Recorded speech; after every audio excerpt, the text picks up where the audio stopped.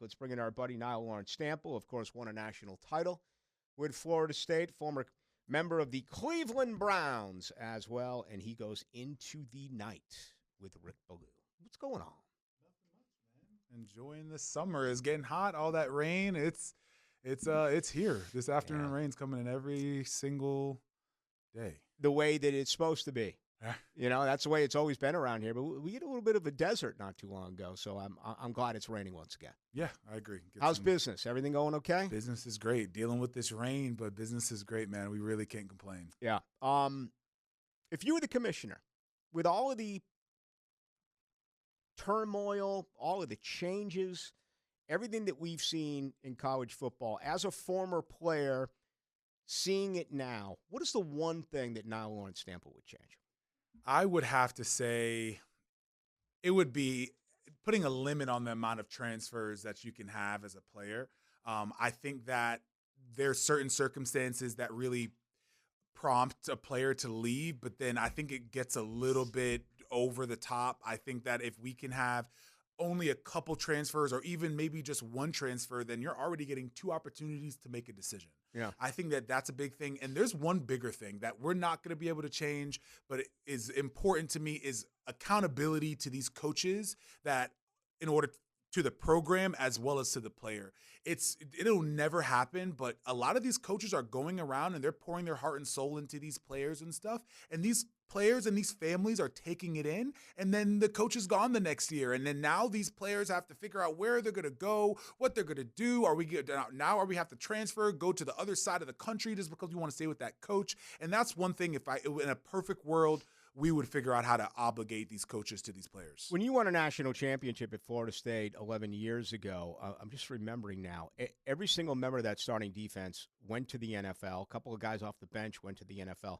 Those were all Jimbo's guys. Were any of them refreshment? Were any of them transfers?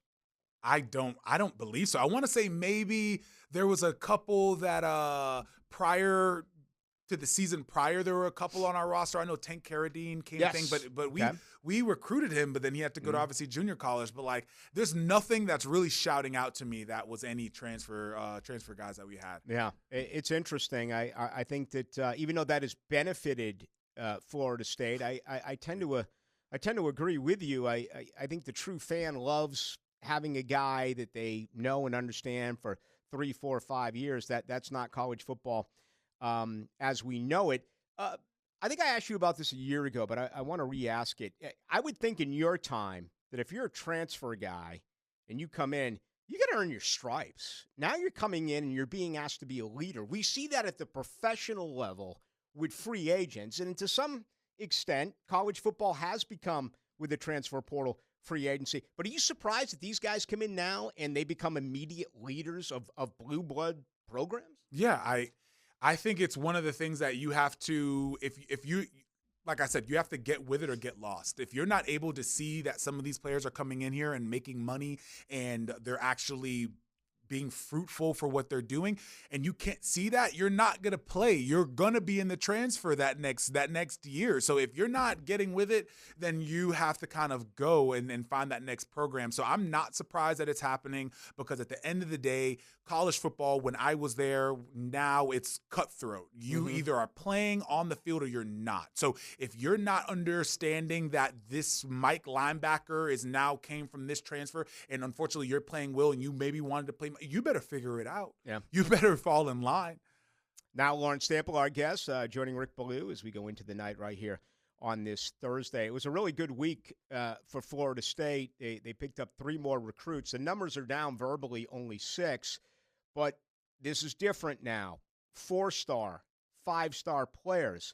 Mike Norvell is getting back to what Bowden did forever and what Jimbo Fisher did during your tenure at Florida State. He's starting to bring the top prospects to Tallahassee. Yeah, he is. And I'm super excited. Obviously, this week we got 2 people. And I think the biggest thing that I'm seeing is it's a comparison I like to make. So you have the NFL, which the worst team gets the first pick. Right now, obviously, we're a top-tier team, but we don't have a lot of depth. So that is kind of our issue right now. But guess what? It becomes an upside. So now we can actually recruit and get players that are like, hey, we don't necessarily aren't super stacked at defensive tackle as well as at offensive at wide receiver. So us being able to say, hey, you could come in and be a big time factor at a big time program is something that we can say that Georgia can't, because these two players, we will be at CJ as well as Kevin Wynn. These two players are in Georgia's backyard. So for us to be able to get these players 4 stars, 2 consecutive 4 stars this week, it's showing that we are a great program, but we definitely have some room to hold them and have them play. If you track the career of Mike Norvell, it was amazing. His final year at Memphis, he had 5 4-star players on his roster. 5. Got to Tallahassee, it was in shambles. We all know what took place. He won with transfer portal guys who were not 5-star transfer portal guys. Go back and look at the career of Verse, and go back and look at the career of Benson and some of these guys. I mean, they learned and developed and performed at Florida State. And the majority of the players that Norvell has had have been 3-star players. What do you think it's going to be like in the future now? And I'm not going to say he's going to be able to get whoever he wants, but if Florida State starts to become a consensus, once again, top 5 recruiting school, what's Mike Norvell going to be with better talent? I think we're going to be a scary program, and the way that Norvell has been navigating the recruiting as well as the portal, it is amazing, because now we're able to leverage what we've been able to do in the portal with very low-star guys in the actual recruiting in high school. So if we can get the counterbalance of being able to say, okay, we're going to get top-tier talent in high school because they haven't necessarily prove themselves, but at least they've played well enough to be able to come here and show that they can be somebody, and then be able to have the real intricate detail work of finding those crumbs and finding those players in the portal that really show well from them playing on the next level. If we can match those two together, we will be an unstoppable dynasty. Comments from Nile Lawrence-Stample, won a national title at Florida State, and we love having him on here to give us the very latest. Florida State's still over the limit as far as scholarships, so there is a little bit of attrition coming. First of all, are you surprised there hasn't been more summer attrition out of Florida State guys leaving? Yeah, no, agreed. People are coming back, so it's kind of hard to think that people would want to leave. Yeah, but it's interesting because, again, the new world of college football, you can have everyone under 85 scholarships, and if you're at 87 or 88, you can make them pay for classes, but NIL them, so they're still getting their money back plus some. So even the scholarships of 85, and this applies to every single school in college football, it's not like the old days. You can be officially off scholarship and still be making as much money as guys on scholarship. Yeah, and and obviously we're talking about this player from Florida. It's the loophole. It's the loophole, and more schools are going to do it because there's no reason not to. And if we can, players won't care worth anything. They will not bat an eye at coming to a school that they want to and it being structured in the way that makes sense for them to come. So I think it opens up a huge world of possibilities for good and bad. There's always good, there's always bad to it. But I'm looking forward to seeing kind of how Norvell navigates this, because he's obviously been doing such a great job navigating through this portal so far. All right, with your business, NLS Cleaning, you've been extremely busy, not only here in Duval, but you make your way over to God's country quite a bit. Give us the very latest on Florida State as far as the stadium renovation and also that football-only facility. Yeah, man.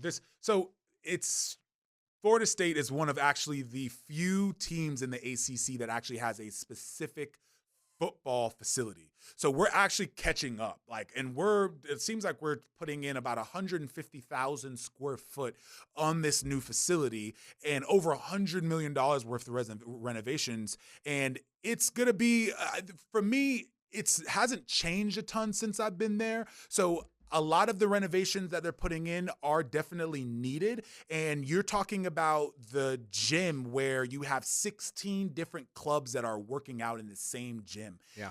Once football has its own facility, you're talking about a huge break for the entire athletic department at Florida State. Mm-hmm. So 1 for recruiting, but 2 for Florida State athletics in an entirety. But then lastly, you're able to then have Florida State football, focus on Florida State football, and all of our teams and all of our players be able to kind of be around each other and focus when it comes time to focusing instead of having some of these distractions that they've had over the years. Stadium going to be ready for the beginning of the year? It looks like they're going to have somewhat temporary seating, but it looks like 2026 or 2025 is going to be that season that everything will be done.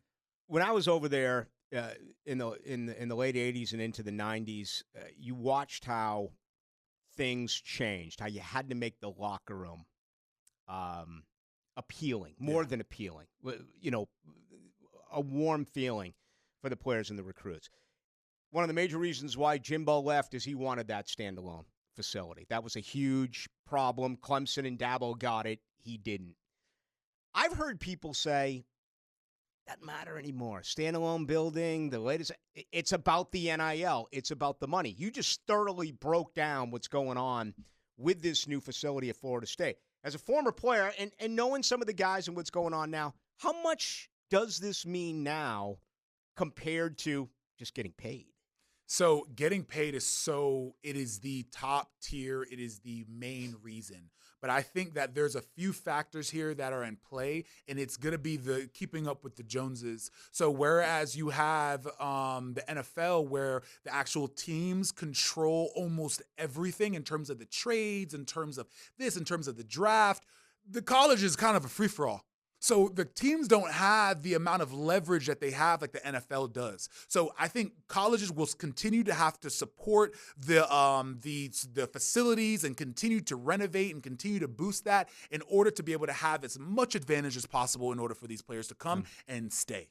Speaking of keeping up with the Joneses, I caught up with Shade Tree, Marvin Jones, the former Florida State All-American. He was in town a few weeks ago coaching an arena football game, talking about his son. You and I have had conversations about his son. He apparently is going to be a beast, and I didn't even really realize this, even though I watch a lot of Georgia football. You can say the same thing about Trayvon Walker. He didn't really rush the passer at Georgia. No, he didn't. He did a ton of – he actually played coverage a lot. He was actually being dropped back a little bit more, and I'm talking about this on my Instagram on Nole'n with Nile, and he played way more coverage than I think he'll ever play at Florida State. I think he's going to be getting after the passer, which I think is a strong suit of his, but he is so athletic. So being able to – I'm so excited to watch him on third down. I'm so excited because not only that, he's really aggressive. He's very strong. And being able to watch him at Georgia, I feel like he hadn't fully come into himself yet. So being able to watch him this season at kind of full go, it's going to be a scary sight. All right, get us caught up. Tell us about NLS cleaning and as well everything you got with Nole'n with Nile. Yeah, man. NLS cleaning is phenomenal. We're continuing to grow in the beaches area, Orange Park on the north side, just keeping everyone's homes and businesses clean. We're doing exterior washing, window cleaning, paver sealing, gutter cleaning. If it's dirty, we'll make it pretty. So at this point, reach out to us at 904-708-8802, as well as I'm doing Instagram. I'm doing a podcast. I'm doing a bunch of different stuff to keep people incited at Nole'n with Nile on Instagram as well as Facebook. But give me a follow. You're going to see a great insight of what Florida State is, what it was, and some cool stuff that will drop kind of in between. Oh, love it. Hey, man, summer's over. We got a couple of days left of June, and Jaguars camp, the rookies report at the Miller Electric Center on July 19th. Florida State comes back here to UNF, I think August 7th, August 8th. Our summer's gone, man. Yeah. Yep. No, it's it time sure for is. football It's again. crazy. It's football time again, and I'm looking forward to it. Always good to see you, buddy. Yeah, same, Rick.